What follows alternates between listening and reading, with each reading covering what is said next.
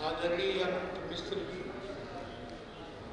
श्री प्रकाश जी, सुप्रिया जी, प्रभात जी, नीति जी और सभागार में उपस्थित पंडित विद्यानिवास मिश्र जी के प्रेमी, उनके श्रद्धालु और विद्यानुरक्त वाराणसी और देश देशांतर से आए हुए विद्वज्जन,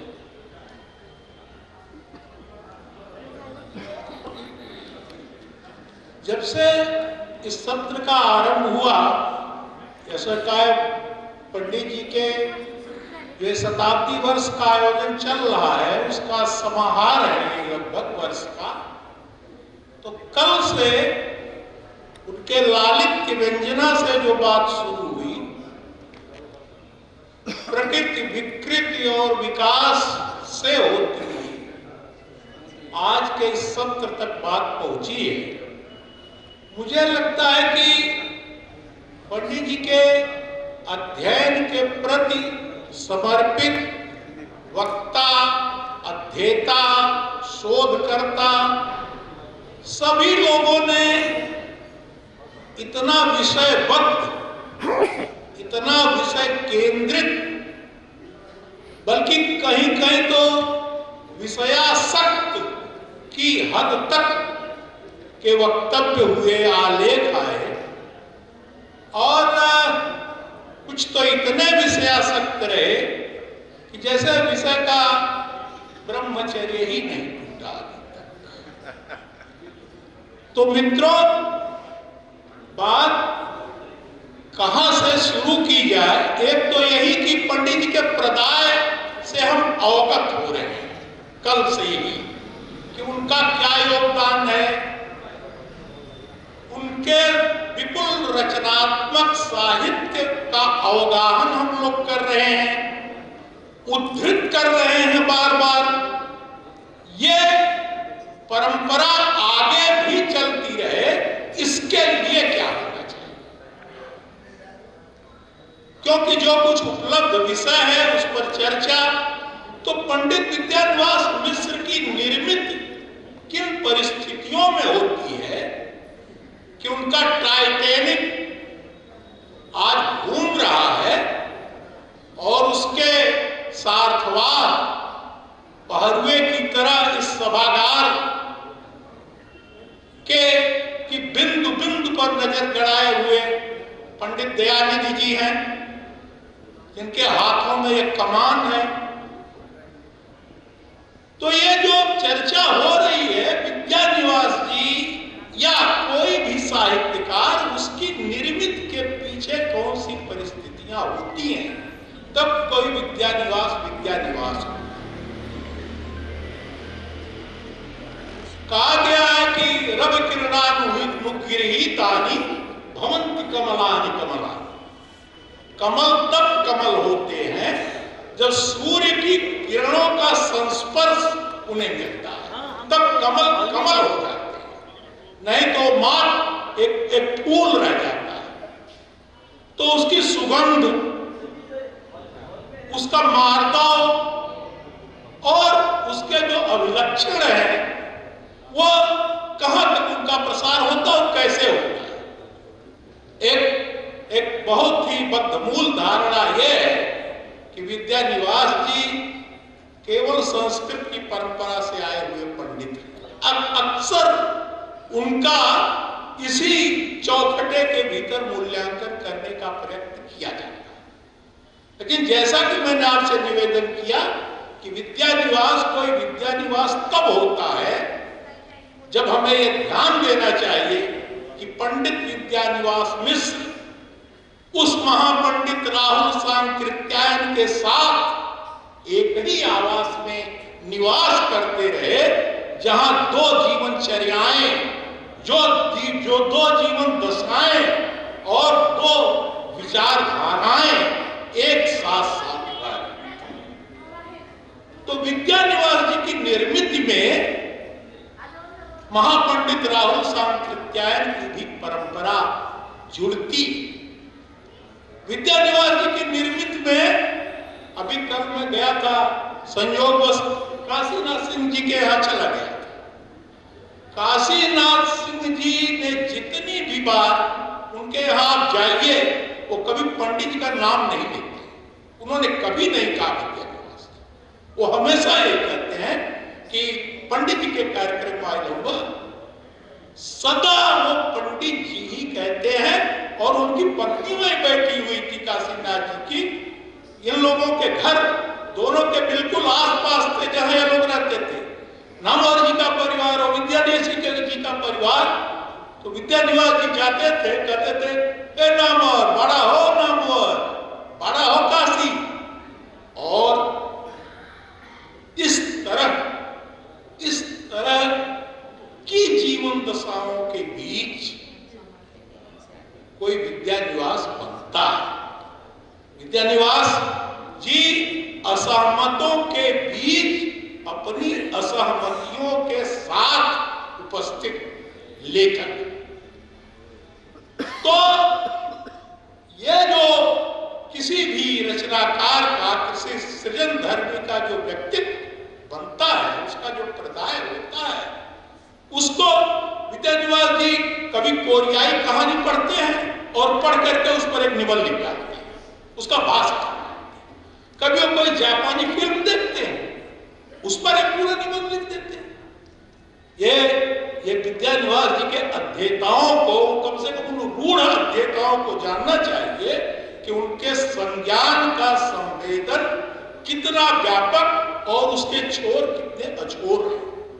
तो ये जो दुनिया के साहित्य का, यहां तक कि विद्यानिवास जी हिंदी के बहुत आधुनिक कवि रघुवीर सहाय की कविता पानी के संस्मरण का अंग्रेजी में अनुवाद करते हैं, तब विद्यानिवास यहां तक कि विद्यानिवास जी, तो हमारे कहने का आशय यह है, अगर हम बहुत किसी एकांगी दृष्टि से, बहुत किसी बंधी हुई सोच से, तो ऐसी प्रतिबद्धताओं के साथ विद्यानिवास जी जैसे बड़े सर्जक का मूल्यांकन करेंगे, तो हर आपका औजार, हर आपका मानदंड छोटा पड़ जाएगा। जहां विद्यानिवास जी खड़े होते हैं, जहां तक आप उनका मूल्यांकन करते हैं, वहीं से वो एक कदम आगे बढ़े हुए दिखाई देते हैं। तो उनका जो साहित्य का जनतंत्र है, वो एक बड़ी महत्वपूर्ण बात कहते हैं, और कहते हैं कि सबसे ज्यादा भरोसा होता है जनता और समाज पर, उससे कुछ कम भरोसा होता है राजनेताओं की घोषणा की दृढ़ता पर, और सबसे कम भरोसा होता है बुद्धिजीवी पर। तो जो ये भारतीय बुद्धिजीवी है, जो कि अपने दड़बे में निरंतर सोचने का आदी बना दिया जा रहा है, अगर उसका बौद्धिक स्फुरण नहीं होता है, उसका व्यास चिंतन का नहीं बढ़ता है, वो विश्व साहित्य, विश्व संस्कृत के सापेक्ष और उनके संश्लेष के साथ अगर विद्यानिवास जी को नहीं पढ़ता है, तो निश्चित रूप से उनका मूल्यांकन अधूरा रहता है, एकांगी का। तो जैसा कि मैं आपसे कह रहा था, कालिदास पर कई पर्चे भी पढ़े गए, कालिदास पर बातें हुई, विद्यानिवास जी भी कालिदास के कहना देता, चाहे वो दे रहे हो, विद्यानिवास जी रहे हो। नागार्जुन ने कविता ही लिखी, जैसे कि वो कालिदास से उनकी ले रहे हो आइडेंटिटी, सच बतलाना। विद्यानिवास जी भी एक निबंध लिखते हैं, और उनका वाक्य शुरू होता है, कालिदास तुम्हें क्या हो गया है। अब आप सोचिए, जो तुम्हें क्या हो गया है, ये वो टोन है कि मिले न तुम तो हम घबराए, और मिले तो आप चुराए, तुम्हें क्या हो गया। तो कालिदास से जब विद्यानिवास जी संवाद करते हैं, तो कहते कालिदास तुम्हें क्या हो गया है। शकुंतला के कानों में वो एक शिरीष का फूल नहीं पहनाया गया, तो तुम इतने बेजार हो जा रहे हो। कृतम न करणार्पित बंधनम सखे शिरीष मागंड विलंब केसरम नवा शरद चंद्र मरीचि कोमलम मृणाल सूत्रम सुरक्षितम स्थानांतरण। तो मित्रों, मेरे कहने का आशय ये है, समय बहुत आगे चला गया है। आज अभी कहते हैं कि कृष्ण द्वैपायन व्यास किसी काशी में टहल रहे थे और मना कर दिया गया था पूरे काशी के घर घर को कि इनको एक दाना अन्न नहीं मिलना चाहिए। अब वो अपने शिष्यों के साथ, बड़ी शिष्य मंडली थी, घूम रहे थे पूरे काशी में। अब जहां जाए देखे दरवाजा बंद है। तो हुआ क्या, शाम तक होते होते महर्षि व्यास इतने भूखे, तो जैसा कि कहा गया है, बुभुक्षितः किम न करोति पापम, भूखा आदमी क्या नहीं कर सकता है। अब महर्षि व्यास तो क्रोध के बिलबिला उठे मारे भूख के, और उन्होंने सोचा कि उन्होंने काशी को साफ दे दिया।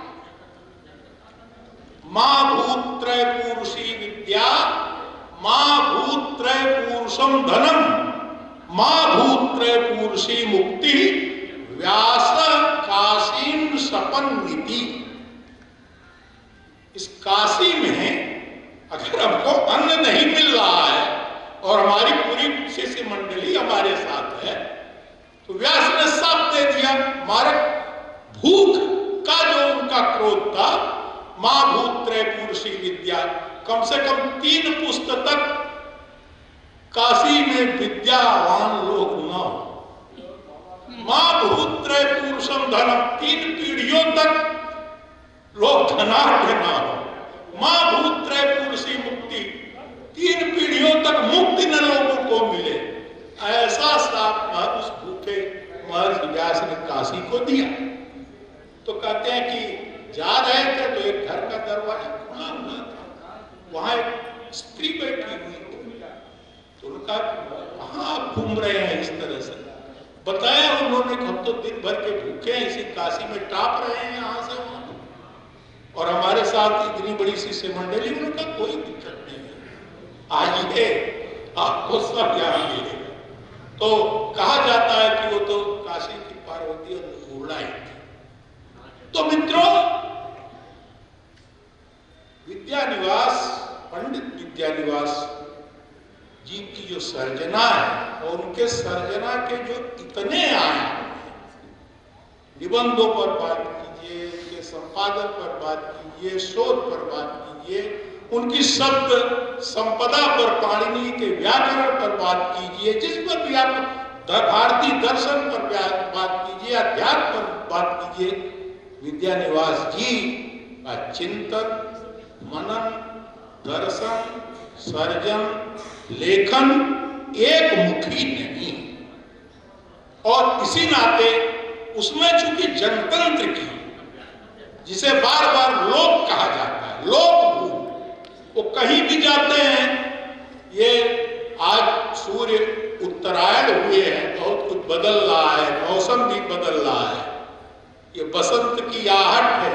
विद्यानिवास जी बसंत पर भी बहुत सारे लेख लिखते हैं।